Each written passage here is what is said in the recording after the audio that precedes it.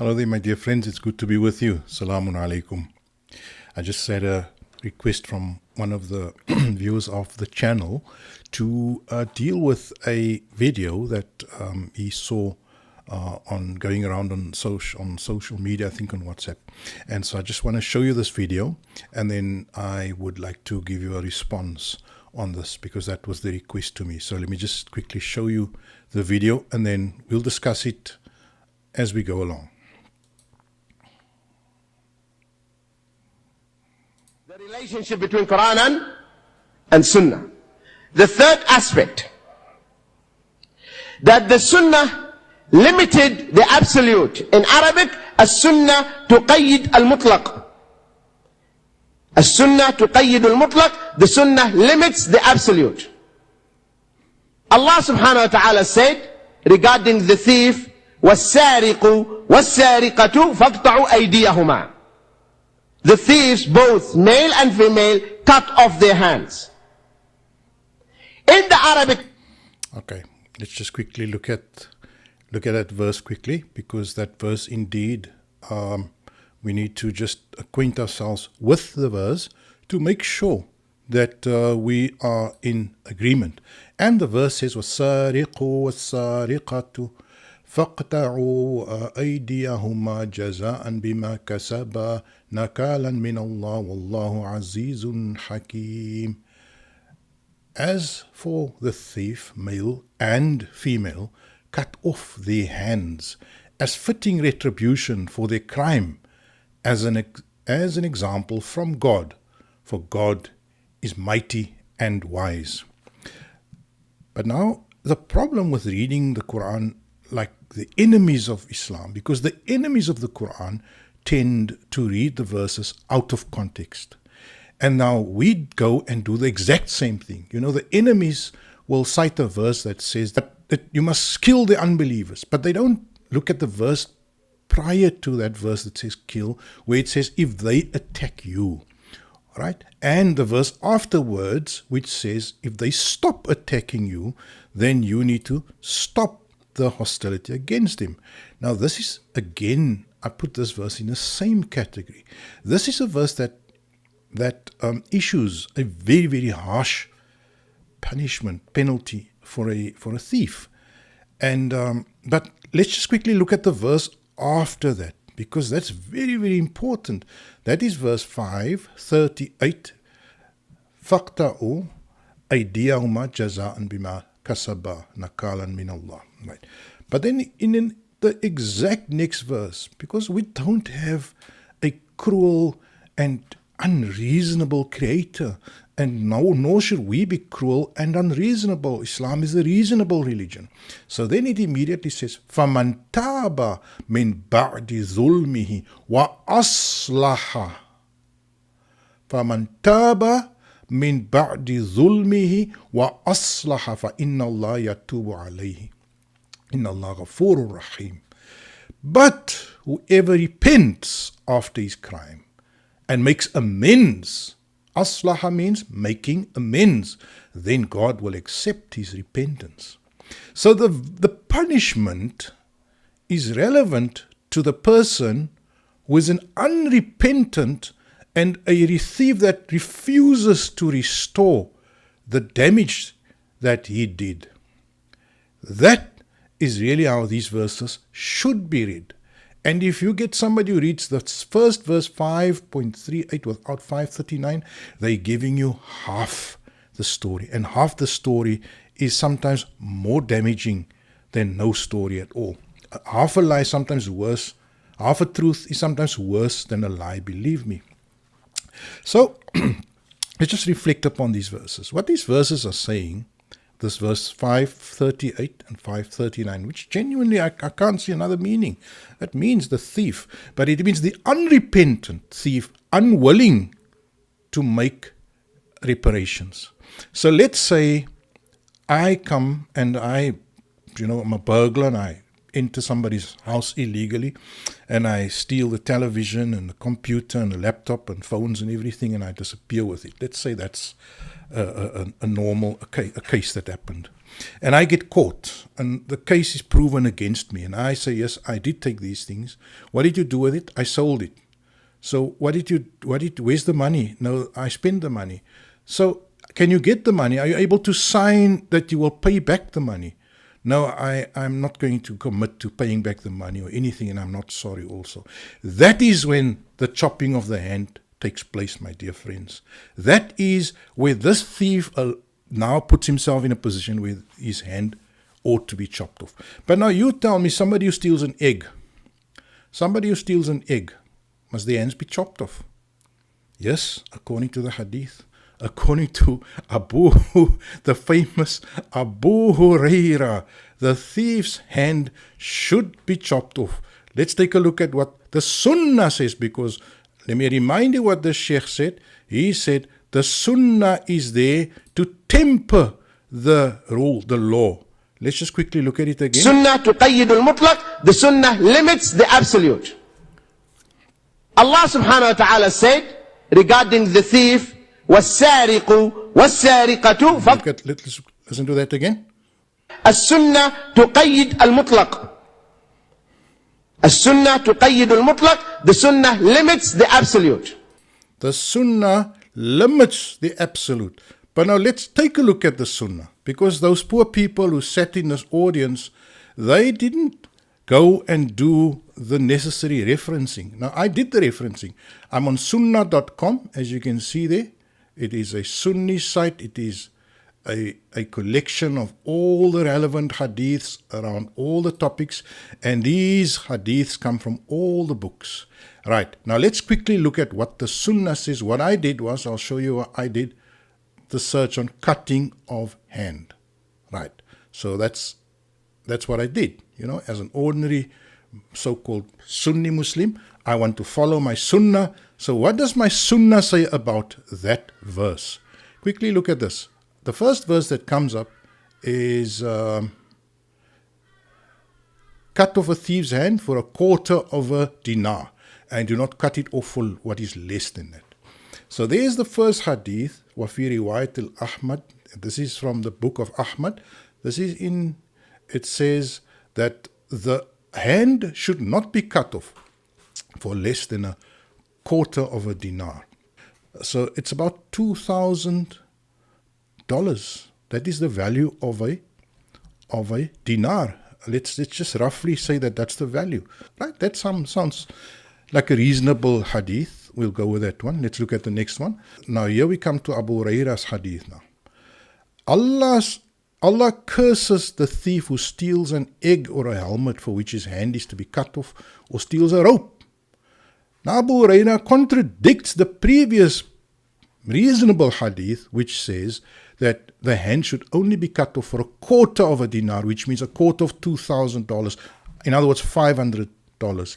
And then the next one confirms it in Sunan Ibn Majah. May Allah curse the thief. He steals an egg and his hand is cut off. And he steals a rope and his hand is cut off.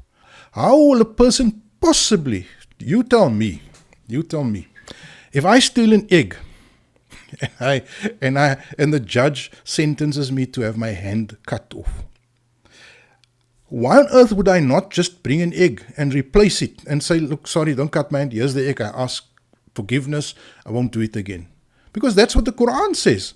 The Qur'an says that you can simply, فَمَنْ تَابَ مِنْ بَعْدِ ظُلْمِ وَأَصْلَحَ. So I can simply just like ask sincerely forgiveness and hand the egg back.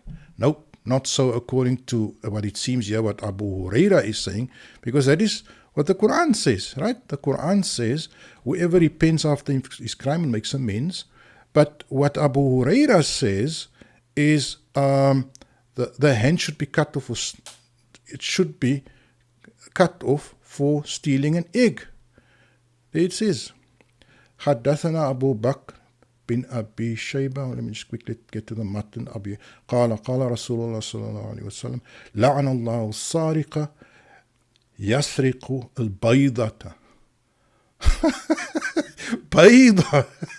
A man should get his hand cut off. So I don't know what is Abu Huraira's intention by saying that. Maybe what he means is that, a dumb guy, a thief is a dumb guy who gets his hand cut off for an egg. I mean, I don't know what judge is going to order that somebody's hand should be cut off for stealing an egg. I would say, but then, you see, in light of the verse of the Qur'an, where it states that amends can be made, those hadiths are kind of, in a way, superfluous, because these verses here are quite comprehensive. You see, the first one says, yes, the amputation of the hand in the case of a thief. But verse 39 gives the extenuating circumstances. It gives the circumstances under which the person can absolve himself. So no person has to lose a hand if they're prepared to ask for forgiveness and if they will make amends. Right? So the making of amends is integral to this ruling, that people must have the ability to say, I've stole 100,000 from you, I will pay you back 10,000 or 5,000 a month or 100 a month, or I will give you my assets, I will forfeit, I will sell my house and pay you. I will do any of those things, but lose my hand. I mean, what the heck? Why would somebody lose their hands? And if it's a person that has absolutely no money and he's stealing and spending the money, unfortunately, he's got nobody to stand up for him or to look after him, he's unprepared to work, to pay back, then he's put himself in that position. The punishment is harsh to have a deterrent effect on this type of socially destructive behaviors and practices. Now let's quickly look at some more of those hadith, and then you will see it gets more contradictory as we proceed. The Prophet cut off the hand of a thief for stealing a shield that was worth 3 dirhams. You see, now, this is Ibn Umar now, and now it becomes contradictory, because further up when I started out, I told you that Aisha, according to a hadith from Aisha, which I saw that said in Tirmidhi, she said that the quarter of a dinar. Now it says here for stealing a shield that was worth 3 dirhams. Now, a dirham is a silver coin. Now, a silver coin is roughly about 100 times worth less. I'm just doing rough estimates here. 100th of the value of a dinar. So, in other words, here somebody stealing 3 dirhams, which is 3% or 300ths of a dinar. There's another one. The Prophet ordered the cutting of the hand for a thief for stealing a shield that was worth 3 dirhams. So, you see, my brothers and sisters, what I'm doing is, I am doing what this sheikh is asking me to do, and that is go to the sunnah to explain the Qur'an. So let's quickly look at the rest of that speech here, quickly. Allah subhanahu wa ta'ala said regarding the thief, وَالسَّارِقُ وَالسَّارِقَةُ فَاقْطَعُوا أَيْدِيَهُمَا. And he doesn't read the next verse. That's sad. The thieves, both male and female, cut off their hands. In the Arabic language, the hand, this word hand has many meanings. It can from here. Or this is one hand. Or from the elbow until the end, from here. Yeah, but we all know the hand is the hand. It's not the elbow. Because in the Quran, Allah speaks about the hand. And when Allah wants to include the elbow, it will say, ila marafiq. It will say up to the elbow. Right? So that is not specified. So we have to assume the more general meaning, it is the hand.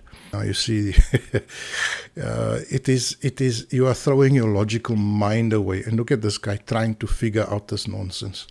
He's really baffled. Poor guy. Your hand is your hand. You ask a 3-year-old child in Egypt or in any country, show me your hand. They're going to show you their hand. They're not going to show you their elbow, for heaven's sake, or their armpits or their arm. You see, when somebody wants to say the yad as the full arm, then they will explain al yad ila mirfaq. You see, then they will say to the elbow in Arabic. Yeah, it is hand. Or from the wrist to the tips of the finger. This is hand. So the Quran said you cut off the hand. Where should I cut? if you don't accept the sunnah. Then you will say, anywhere you can cut, anyway. Now, I just want to raise this point also. It is as if he is saying that there is a hadith that says where you should cut. Isn't that the implication of this whole point that he's making? Is that he's trying to tell you that the hadith tells you where to cut. Now, we are about 20 hadiths in, and I have not seen where the hand should be cut. It all say where or in which cases. Put this on the screen. Let's quickly look at them. It never says which part of the hand.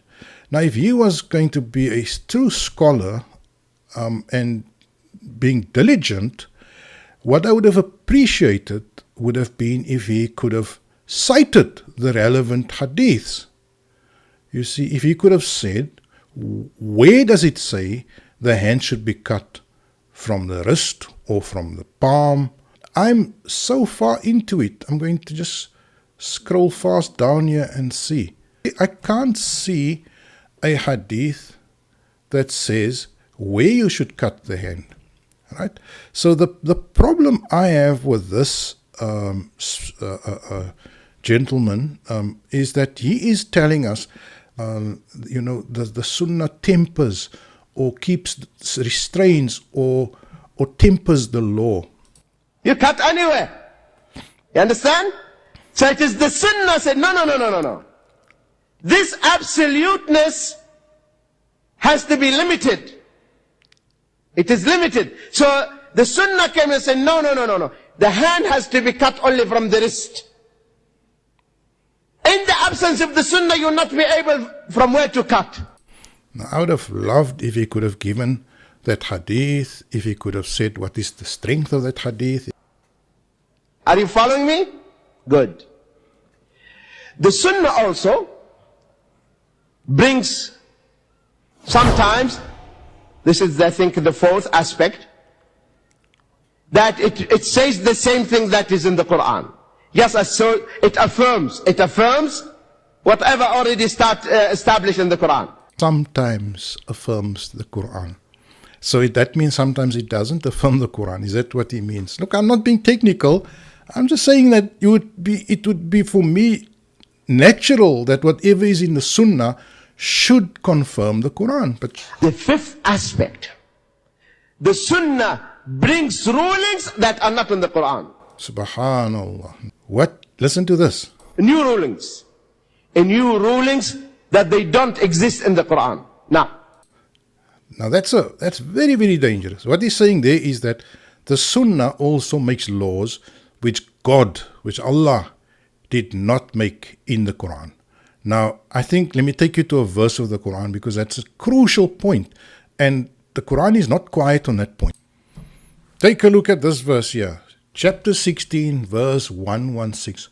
وَلَا تَقُولُوا لِمَا تَصِفُ أَلْسِنَتُكُمْ الْكَذِبَ هَذَا حَلَالٌ وَهَذَا حَرَامٌ. And do not say the lie which your tongues speak. This is lawful and this is forbidden, in order to fabricate a lie against God. Indeed, those who fabricate lies against God will never prosper. Those who fabricate lies which they attribute to God. Now, the Qur'an is replete with verses that caution. The idea of haram and halal is a job of none but the Supreme Being and Supreme Creator. Tell them, note then the sustenance that God sent down for you. You are declaring some of it unlawful and some lawful. Ask them, do you have God's permission for this? Or are you making things up in God's name? You see, the idea of halal and haram is not the purview of any human being. Now you can say, yes, but the Prophet said it and it's the hadith of the Prophet. No, Bukhari is not authored by Muhammad. Please, the book of Bukhari, all the hadith books are not authored by the Prophet Muhammad ﷺ. If these books were authored by the Prophet Muhammad, had his signature on, yes, they would have some sort of authorization on them. But anyone who writes my biography, I cannot say this is my biography. That is his opinion of my biography. So all these people who wrote books about Muhammad and about his sayings, they cannot automatically be ascribed to the Prophet ﷺ. You see, the Muslim cannot swallow that pill, that all these books, all these hundreds of books, are not necessarily the words of the Prophet Muhammad sallallahu alaihi wasallam. Can we eat the flesh of donkeys? Now he's going to come with circular reasoning, you see. Now he's going to say, it's like, let's say you go to China and you tell people, now can we eat dog? And the Chinese say, well, yeah, we do eat it. Then he's going to be stumped, because in their culture, it's an acceptable food, right? But now he comes to an Arabic or an Indian audience where they actually already don't eat donkey because of very deep cultural, historical reasons. And now he uses that because of their aversion for donkey meat, or a domesticated donkey. He then bases his argument, you see, now that is not in the Qur'an, and you hate donkey meat. But believe me, there are many people in the world that will eat donkey meat at the drop of a hat. They have no problem with eating a donkey's meat. And there is no prohibition in the Qur'an on the eating of donkey meat. It's just a fact. It's just a fact. And you cannot change the Qur'an. You cannot say it's haram. Domestic donkeys, eating the flesh of domestic donkeys, halal or haram? That is what is called circular reasoning. You take something which the audience or the listener already finds is wrong, and then you, from that point, you argue back that your reason for making it wrong is actually valid. Haram? Where? In the Qur'an? Show me in the Qur'an that eating the flesh of the donkey is haram. No, it's not there, because it's not haram. It's not in the Qur'an. It is where? It's in the Sunnah.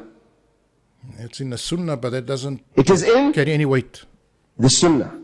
That does not carry any weight. The Sunnah is just books written by men 300 years after the Prophet ﷺ. His signature is not on those books, and neither did he instruct us to follow those books. Eating the flesh of domestic donkeys is haram. How about... How can you make it haram? It's not haram in the Qur'an. The zebras, wild donkeys. Zebras are wild donkeys. Zebras, halal. The zebras are halal. Because what is doing now is pointing out the illogical nature of the Sunnah. You see, because yes, if you look at the zebra, you're seeing kind of the shape of a donkey. And what he's saying is that zebra is halal, donkey is haram. So, you see, there's no sense in it. So you have to follow the Sunnah. But now, you see, that is broken logic, and that's why the Muslims are in the gutter, unfortunately. You know, that's why the Muslims are the village idiot today. This is donkey and that is donkey. Zebra is halal, and it was hunted at the time of the Prophet ﷺ, and they ate it. And the domestic donkey is haram. That is in the Sunnah. Now, can one marry the maternal or paternal aunt of his wife? Can you marry the aunt of your wife? Okay, new case now. Can you marry your wife's aunt? So your wife has an aunt, right? She's her father's sister. Haram or not haram? Now, obviously, if it's not stated as being haram in the Quran, it's not. It's a simple rule. God, Allah subhanahu wa ta'ala, makes haram, not people. Example, in America, it's illegal. I think it's illegal in many states for a person to marry their cousin. So they will find it absolutely revolting to marry their cousin. So for many nations and many cultures, the cousin is no-go. Although it is, obviously in terms of the Quran, it is not unlawful. What I'm saying is that the Quran is the adjudicator. The Quran is the criterion of what is right and wrong. Although you might find it abhorrent or weird or revolting, that's your preference. You see what I mean? So here also the same with this marrying of your wife's aunt. So your wife and her aunt, both of them are your wives. Is that allowed in Islam? No. It is haram. So where is it mentioned in the Qur'an? Is it in the Qur'an? It's in the Sunnah.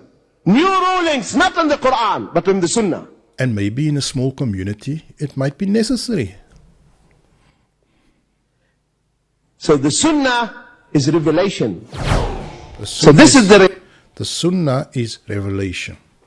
In other words, the Sunnah is from God. In other words, Bukhari is from God. In other words, Abu Huraira's words that he ascribed to the Prophet is divine revelation. Now, where's the idea of Muhammad was the final messenger? Relationship between Sunnah and Qur'an. Either the Sunnah explains or details what has been summarized, or it specifies and makes exceptions for the general text, or it limited the absolute. It limited that, it said only cutting the hand from the wrist, or it brings new rulings. Brings new rulings. But they are not there in the book of Allah subhanahu. New rulings that are not in the book of Allah. So in other words, Abu Huraira and Bukhari and all these guys, these Persian guys and everyone else, they could add 10, 20, 50 times the volume of the Qur'an to Islam. But the Sunnah. So, the status of the Sunnah with the Qur'an, that the Sunnah explains the book of Allah subhanahu wa ta'ala. And you cannot get rid of the Sunnah, and you cannot say Sunnah is something, secondary. Second in the sense, it is not essential. It is very, very essential. Let's just quickly wrap up. What he is saying is a few points. Number one, the Sunnah tempers the law, and he then makes the Qur'an sort of in need of the Sunnah. So if you don't have Sunnah, the Qur'an is too harsh. But I read to you the verse. I read the verse to you, and the Qur'an is not harsh at all. The Qur'an is extremely rational and extremely reasonable. It says that whoever steals, male or female, should have their hands cut off unless they are prepared to ask forgiveness and make amends. In other words, pay back, commit to restoring the damage that they've done. Then he also says that the Qur'an, the Sunnah, confirms the Qur'an, which is fine. But then he also says the Sunnah gives more laws that the Qur'an doesn't give. Now that is exactly where he commits idolatry. It's because they're bringing a divine law that is not sanctioned by the divine. It is not sanctioned by God. They are creating a divine law that is not divine. And that is shirk. That is shirk. Now I've got no problem with the Sunnah where it confirms the Qur'an, or Sunnah where it is reasonable, rational, and in line with what is healthy, wholesome, correct, and connected to reality. But if somebody tells me, Abu Huraira says, man's hand is cut off for stealing an egg, that's just nonsense. That's just nonsense. Or in one hadith it says, your hand should only be cut off for a quarter dinar, and then in a few hadiths further it says your hand can be cut off for 3 dirhams, which is 3% of a dinar. Then it's contradictory, you see, and we cannot make the law of Allah contradictory. Alhamdulillah.